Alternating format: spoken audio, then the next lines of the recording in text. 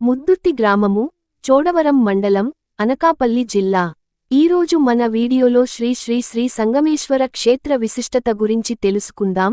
శ్రీ శ్రీ శ్రీ వ్యాసమహర్షి రచించిన భాగవతం నుండి కాశీ తర్వాత రెండవ కాశీగా పేరుగాంచిన, ఉత్తర దిశ నుండి శారదా నది, దక్షిణ దిశ నుండి పెద్దేరు, బొడ్డేరు, త్రాచేరులతో కలిపి, ఈ రెండు దిశల మధ్య నుండి సెలయేరుతో కలిపి, 5 పాయలుగా కలిసి, పంచవీటి తీర్థముగా పేరుగాంచి, ప్రయోగ, త్రివేణి సంగమం వంటి విశిష్టత కలిగి, ధర్మాంగ రాజు జీవిత చరిత్రలో, సింహల దేశపు రాజకుమార్తె, త్రిలోక సుందరి భర్త అయినటువంటి సర్పమును, మనిషిగా మారుటకు సహకరించిన శ్రీ శ్రీ శ్రీ శారదా నది సంగమం నందు, ద్వాపర యుగములో శ్రీ బలరామ చక్రవర్తి ద్వారా, దేవాలయ నిర్మాణం కావించబడి, శ్రీ పిప్పల మహర్షి సువర్ణ హస్తములతో, స్వయంభు శివలింగ ప్రతిష్ఠ కాబడి, పవిత్ర శారదా నది సంగములో నెలకొల్పబడినది ఈ సంగమేశ్వర ఆలయం.